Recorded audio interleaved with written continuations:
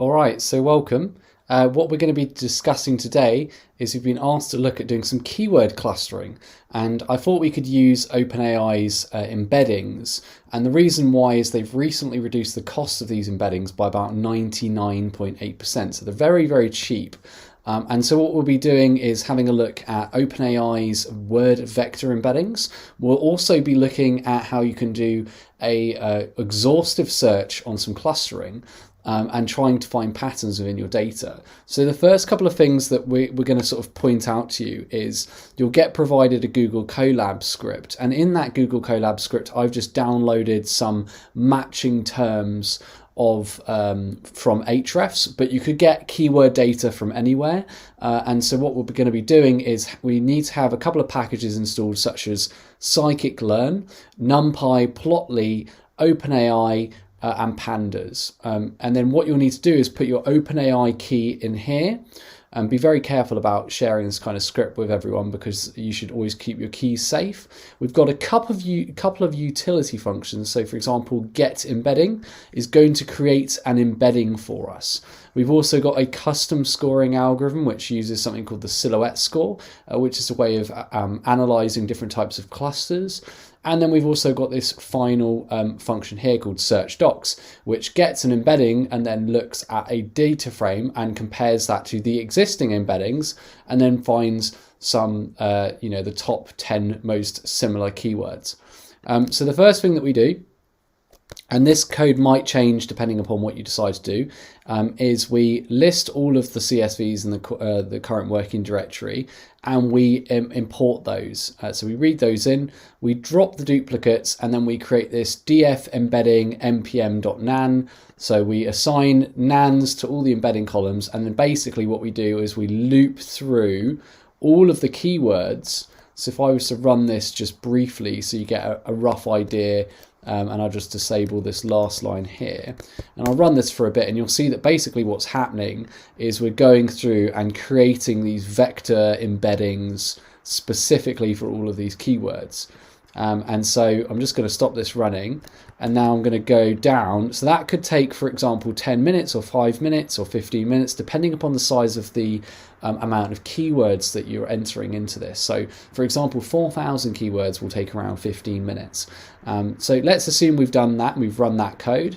You'll then end up with something where you've got this keywords with embeddings, and these embeddings are very, very rich numerical representations of your specific words or your sentences or your phrases. And so what we can do with these embeddings is we can use them to create clusters of groups of keywords.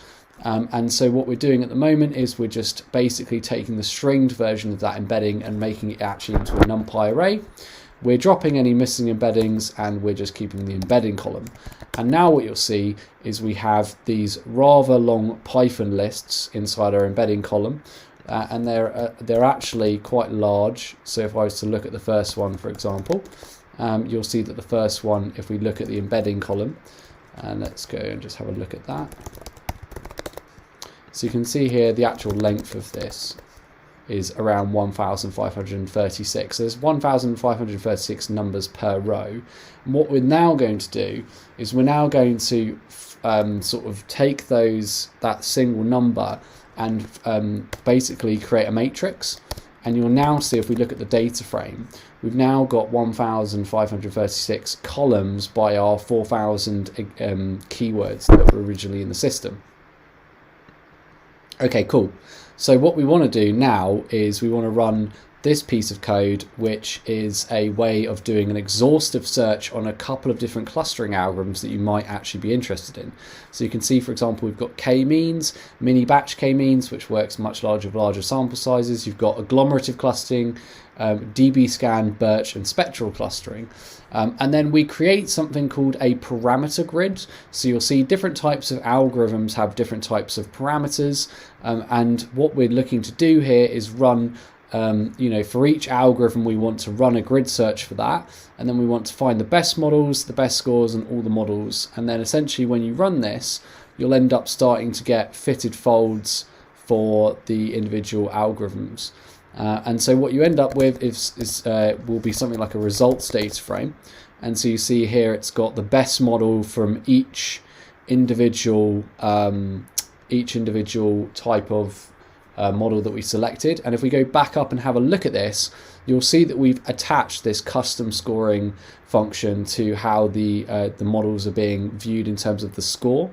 And then as well as that, we're using the parameter distribution grid. So again, looking at this parameter grid, and also we're only doing 30 iterations per algorithm. And there's other settings like njobs -1, which allows you to basically run all of your existing processes. And so what ends up happening is we can figure out that actually the best model that gave us the highest silhouette score was 0.18 out of 1, and that was k-means with 4 clusters, right? So what we can now do is we can recreate the original data frame, and we can apply the customers to the original data frame. And so once that's done, we can then do something called PCA. But let's just have a look at our clusters first. So if I have a look at the final DF, you'll now see that we've got this extra column on the right called cluster, and that's showing us the different types of clusters that are attached to these specific keywords. So that might be enough to decide on your keyword research. These are the core kind of clusters. Now what we want to do is we want to also look at that information, those embeddings, but we want to look at it in a two-dimensional space, because at the moment they're in a space of 1536 dimensions. So we can use this technique called principal component analysis, where we select 2 components, we fit it with the original values, we then get the embeddings out and transform those, and then we relabel it as X and Y. And then we also attach clustering keyword and make a scatter plot with Plotly. And you'll now see that when we hover over these, we can see that we've got WordPress, website development are all clustered. We've also got things like affiliate marketing on Instagram. But you'll see that there's certain ones like Divi theme for affiliate marketing is quite close, or WordPress themes again. So certain ones of these are actually slightly further out. And you'll see over here we've got all the keywords around search engine optimization, and so it's quite nice we've taken our best model and we've used our best model to create these to do that for the clusters, and then what we've done is we've also used PCA as a way to reduce the dimensionality from 1536 columns to 2 columns. And now we can see kind of how the data is visually represented. Another use case that you might find quite interesting is, imagine you're collecting these embeddings at scale. We ran it with around 4,000, and the end cost for producing 4,000 embeddings was around 20 cents of a dollar. And so if you can scale that up, if you can imagine if I did 40,000 embeddings, that will be $1.70. Or if I did 400,000 embeddings, that would be $17. So we could take a 400,000 embeddings, we could store that somewhere, right? And then we could have, we could basically do something where we could search in our embedding space. So imagine you've got 400,000 embeddings. We could go, okay, I want to find for a specific keyword, what are the top 10 most closest keywords, right? So what we've got here is we've got this similarity data frame. So if I show you this, when this one loads, just bear with me for a second. So what we're trying to do here is figure out what are the vector recommendations. So I've got the similarity data frame, I've got this keyword column, and I have this embedding, right? And what we're doing here is we're running the product description. So the query we're going to put in is search engine marketing, and the column that we've got in our one that contains the embedding is called embedding. And then as well as that, we want to select, let's say we want to select the top 15 results. And then essentially what this is doing is it's getting the embedding once for search engine marketing. It's then comparing that search engine marketing embedding against every other embedding inside of this similarity data frame. And then it's returning the top 15 results.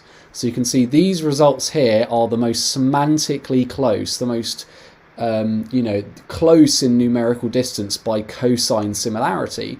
And so what's quite interesting about this is if you collect loads of embeddings and store that in the CSV or a database somewhere, you could potentially create something where you've got a content writer and they want to find words that are similar to the types of words that they're writing about for the core bits of the article, and they could actually just query this.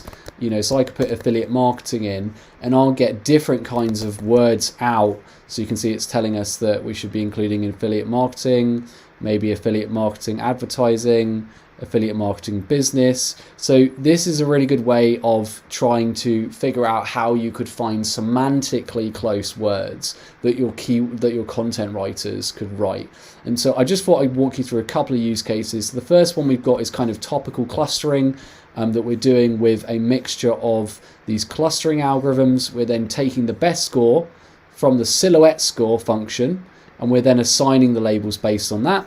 And then as well as that, we can also visually represent the clusters purely using the embeddings without a clustering model, and then adding the clusters labels back on to see kind of how that's impacting it. So hopefully this is useful for you. And obviously if you'd like to know about how you could sort of run this in the cloud or get more information about embeddings or clustering in general, that'd be great. Anyway, see ya.